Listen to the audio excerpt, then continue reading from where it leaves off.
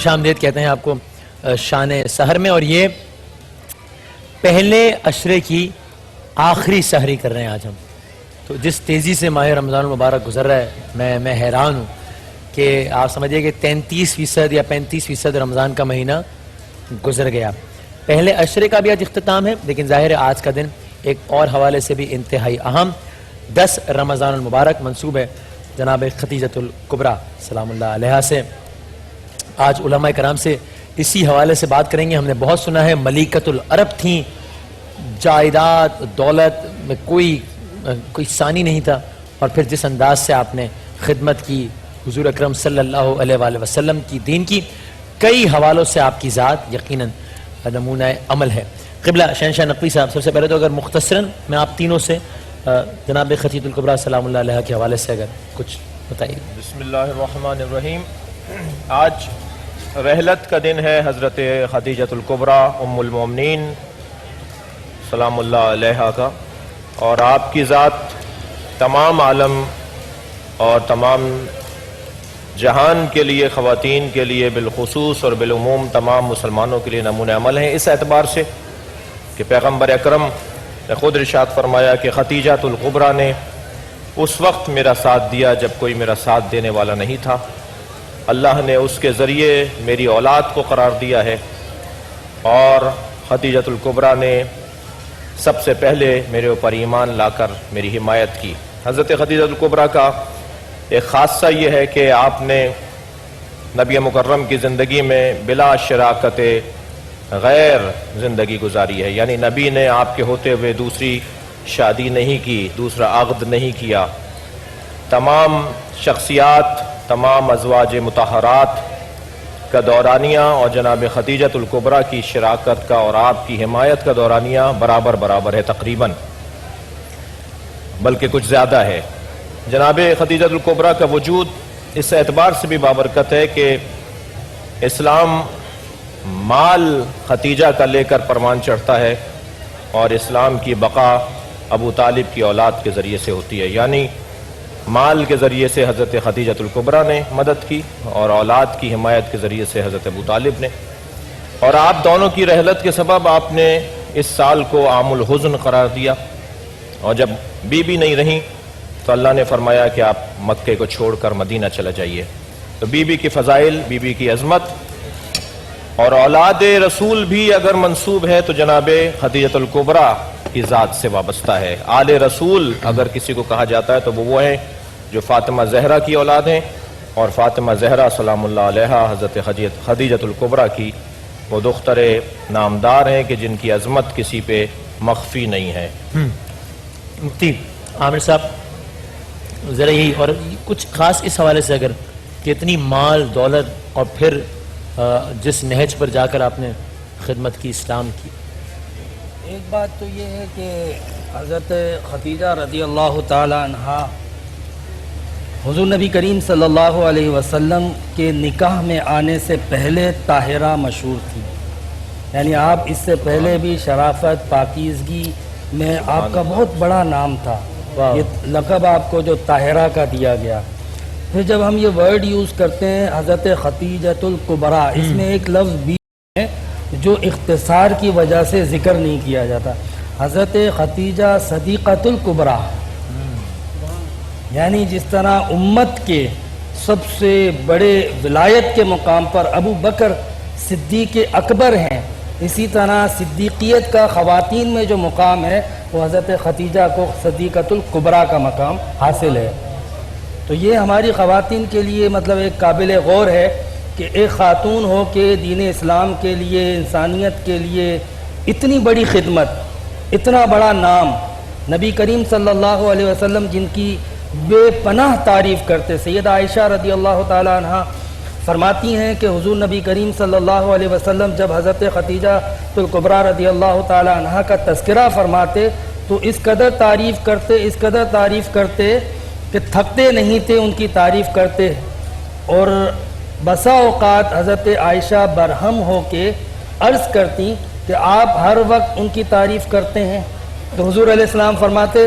کہ میں کیوں نہ اس کی تعریف کروں جو مجھ پر اس وقت ایمان لائی جب سب انکار کر رہے تھے. اس وقت انہوں نے میری تصدیق کی جب سب جو ہے وہ جھٹلا رہے تھے، اس وقت انہوں نے مجھ پہ مال خرچ کیا جس وقت جو ہے وہ باقی لوگ مجھے تکلیف دے رہے تھے۔ اور یہ ملیکۃ العرب کا جو لقب ہے، آپ کے والد حضرت خویلد یہ بہت بڑے سرمایہ دار مالدار تھے، یعنی آپ ایک مالدار گھرانے سے تعلق رکھتی تھی۔ پھر جن احباب سے حضرت حضور نبی کریم صلی اللہ علیہ وسلم کے عقد میں آنے سے پہلے آپ کی 2 شادیاں پہلے ہو چکی تھیں، وہ دونوں شادیاں بھی سرداروں کے یہاں ہوئی تھی،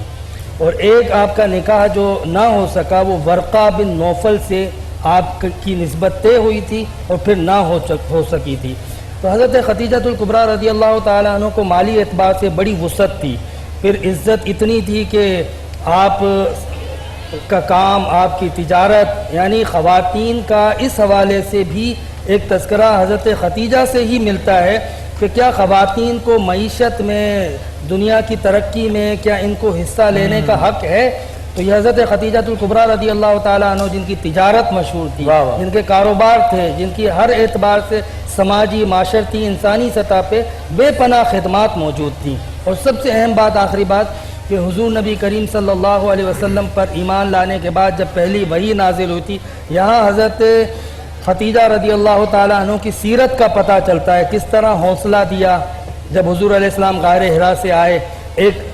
زوجہ ہونے کے ناطے انہوں نے نبی پاک صلی اللہ علیہ وسلم کو جو تسلیاں دیں کہ آپ مہمان نواز ہیں، آپ جو ہے وہ لوگوں کا بھلا کرتے ہیں، آپ یتیموں کی کفالت کرتے ہیں، غریبوں کی مدد کرتے ہیں، اللہ تعالیٰ آپ کے ساتھ برا نہیں کرے گا۔ تو آج کی بیویاں اپنے شوہروں کو یہ دیکھیں کہ کس طرح ان کو حوصلہ دینا چاہیے، کس طرح نیکی کے کام میں ان کی معاونت کرنی چاہیے، یہ سیرت خدیجہ سے پتہ چلتا ہے۔ سبحان اللہ، سبحان اللہ۔ اور مفتی اسحاق صاحب یہ بتائیے گا کہ ظاہر ہے ذات جناب خدیجۃ الکبریٰ خواتین کے لیے تو ہر اعتبار سے نمونہ عمل ہیں ہی، اور مفتی عامر صاحب نے اس پر روشنی بھی کی، لیکن یقیناً ہر پہلو ہے ان کی ذات میں ماشاءاللہ، تو عام لوگوں کے لیے یا مرد حضرات کے لیے بطور مجموعی سب کے لیے اگر میں کہوں کہ سب سے زیادہ نمایاں پہلو کیا ہے سبق کا، تو کیا کہیں گے؟ بسم اللہ الرحمن الرحیم، اللہم رب اشرح لی صدری ویسر لی امری واحلل عقدۃ من لسانی یفقہوا قولی۔ بہت شکریہ وسیم بھائی، سعادت کی بات ہے کہ آج ہم حضرت سیدہ خدیجۃ الکبریٰ رضی اللہ تعالی عنہا کی سیرت پر کچھ نہ کچھ گفتگو کر رہے ہیں۔ آپ نے فرمایا کہ کون سا اہم پہلو کہ جس کی طرف ہم توجہ کریں، بہت ساری باتیں مجھ سے قبل ہو چکی ہیں۔ میں یہاں پہ آپ کو عرض کروں کہ عرب کے اس قبیلے کے اندر یا عرب کے اس معاشرے کے اندر جہاں پہ عورت کی عزت جو ہے وہ محفوظ نہیں ہے، عورت کو قدر کی نگاہ سے نہیں دیکھا جاتا،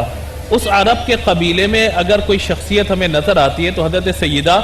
خدیجۃ الکبریٰ رضی اللہ تعالیٰ عنہا ہی کی ہے، مالی طور پر بھی، حسن و جمال کے طور پہ بھی، آپ کا صدیقہ طیبہ طاہرہ ہونا اس لحاظ سے بھی، اور پھر سب سے بڑا جو وصف اللہ تبارک و تعالی نے آپ کو عطا فرمایا کہ رب العزت جل جلالہ نے اپنے محبوب صلی اللہ تعالی علیہ وآلہ وسلم کی محبوب زوجہ کے طور پر آپ کو منتخب فرمایا۔ یہ بہت بڑی بات تھی کہ اللہ تبارک و تعالی نے آقا علیہ الصلوۃ والسلام کے لیے جس عظیم ہستی کا انتخاب فرمایا وہ سیدہ خدیجۃ الکبریٰ رضی اللہ تعالیٰ عنہ ہے۔ حالانکہ عمر کا معاملہ دیکھیے، کہاں 25 سال کہاں 40 سال، اور آقا علیہ الصلوۃ والسلام کی پہلے شادی نہیں ہوئی، آپ کی 2 شادیاں پہلے ہو چکی ہیں، اور پھر اس رشتے کو کس انداز سے قبول کیا گیا، اور آقا صلی اللہ تعالیٰ علیہ وآلہ وسلم کی جتنی اولاد ہوئی ہے سوائے ایک صاحبزادے کے، تمام حضرت خدیجۃ الکبریٰ رضی اللہ تعالیٰ عنہا کے بطن مبارکہ سے۔ میں ایک بات یہاں پہ عرض کرنا چاہوں گا کہ ایک مرتبہ حضرت خدیجہ الکبریٰ رضی اللہ تعالیٰ عنہا کھانا لے کر کے حضور اکرم صلی اللہ تعالیٰ علیہ وآلہ وسلم کی خدمت میں آ رہی ہیں، اسی وقت حضرت جبریل امین علیہ الصلوۃ والسلام تشریف لائے ہیں، اور آقا علیہ الصلوۃ والسلام کی بارگاہ میں عرض کرتے ہیں یا رسول اللہ، حضرت خدیجہ آپ کے پاس کھانا لے کر کے آ رہی ہیں، جیسے ہی وہ آپ کے پاس پہنچے آپ انہیں کہیے کہ اللہ تبارک و تعالیٰ آپ کو سلام عرض کرتا ہے، ارشاد فرماتا ہے، تو آپ انہیں سلام اللہ تبارک و تعالیٰ کا پہنچا دیجئے، یعنی اللہ تعالیٰ کی بارگاہ سے سلام جو ہے وہ حضرت خدیجہ الکبریٰ رضی اللہ تعالیٰ عنہ کی بارگاہ میں پیش کیا جا رہا ہے۔ تو یہ مقام اور یہ مرتبہ آقا صلی اللہ تعالیٰ علیہ وآلہ وسلم نے 25 سال آپ کے ساتھ گزارے، اس کے بعد آپ کا وصال ہوتا ہے، عام الحزن کا سال قرار دیا، غم کا سال قرار دیا گیا، اور آقا صلی اللہ تعالیٰ علیہ وآلہ وسلم نے اس کے بعد طائف کا سفر بھی اختیار فرمایا۔ لیکن یہ بات سیرت نگاروں نے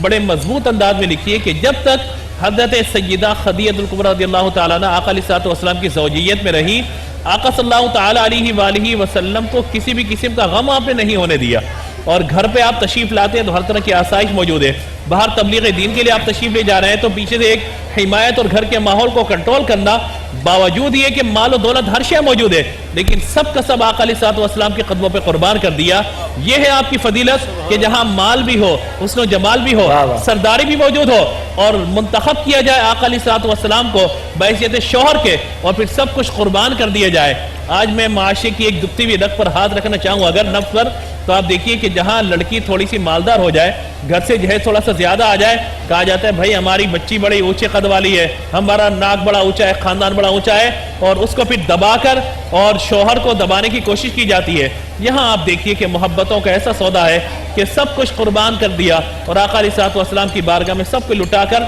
راضی ہیں. اللہ کی بارگاہ سے سلام آپ پہ نازل ہو رہا ہے. بتائیے کائنات میں ایسی کون سی محسنہ ہوگی کہ جس کو محسنہ اسلام اور محسنہ کائنات کے نام سے یاد کیا جائے. سبحان اللہ، سبحان اللہ، واہ واہ. اسلام کی ترویج کا عنوان ختیجہ، اسلام کی ترویج کا عنوان ختیجہ. تو قبلہ اس حوالے سے فرمائیے گا، یہ ہم نے ذات حضرت خدیجہ الکبریٰ کے حوالے سے تو بات کی، لیکن جس طرح میں نے مصرع عرض کیا، خود اسلام کی ترویج میں جو کردار رہا آپ کا، آپ کی دولت کا، آپ اس پہ کچھ روشنی فرمائیے گا. دیکھیے جس ذات کو اللہ سلام بھیجتا ہو اس علیہ السلام کا کردار کئی زاویوں سے انفرادیت رکھتا ہے.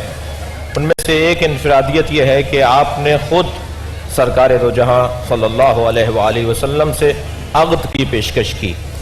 معمولاً وہ دور، آج کے دور میں بہت ساری چیزوں کو نہیں لیا جاتا. جس دور میں خواتین کو شاید انسان بھی نہیں سمجھا جاتا تھا، اس دور میں ایک خاتون، اور وہ خاتون جو مالدار ہے، اس جانب یتیم ہے، کیونکہ بعد میں یہ اعتراض ہوا کہ تم نے یتیم عبداللہ سے شادی کر لی، تم نے فلاں سے شادی کر لی، جو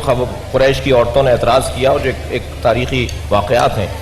آپ نے ان تمام تر سماجی، معاشرتی، مالی حیثیت کے باوجود نبی مکرم سے عقد کی پیشکش کی کہ میں آپ سے عقد کرنا چاہتی ہوں. میسرہ جو آپ کے غلام تھے حضرت خدیجہ کے،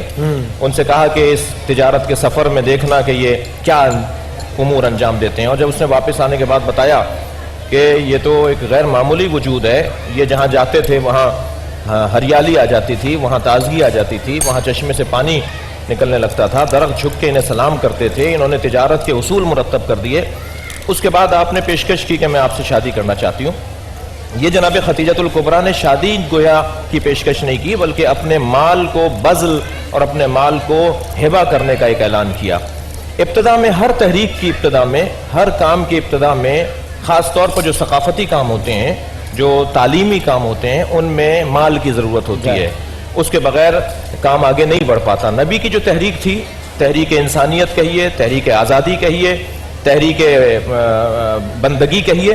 اس میں تبلیغ کی راہ میں مبلغین کو اصحاب پیغمبر رضوان اللہ تعالی اجمعین جاتے تھے تبلیغ کے لیے، تو ان کو راہ تبلیغ میں جس مال کی ضرورت ہوتی تھی وہ حضرت خدیجہ الکبریٰ کا مال تھا. خاص طور پر ابتدائی ایام میں، اور پھر جب اسلام کی آواز پھیل گئی اور لوگوں نے حمایت کرنا شروع کی تو پھر بہت ساری شخصیات بھی شامل کار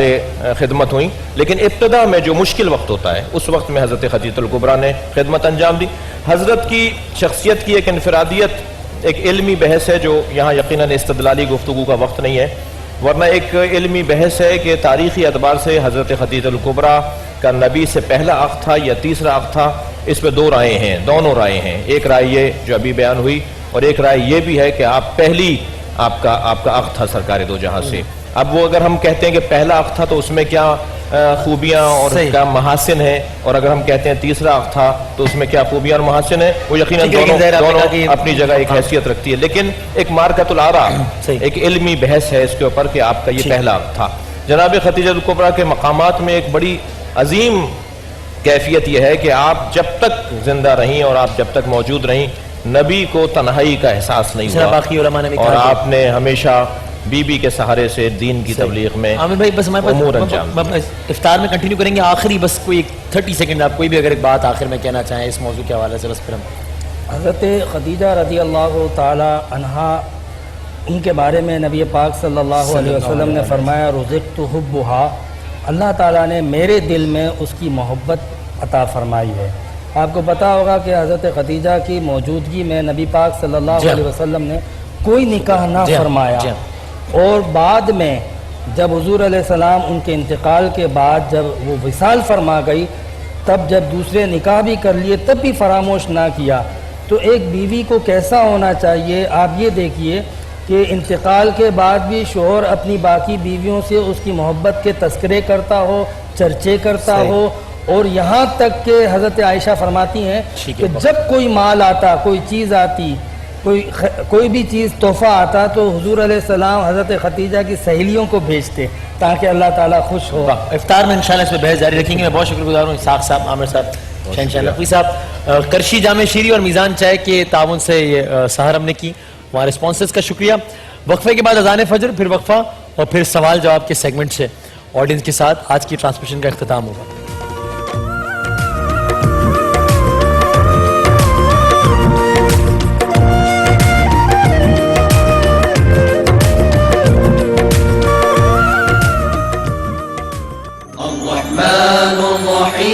الملك القدوس السلام المؤمن المهيمن العزيز الجبار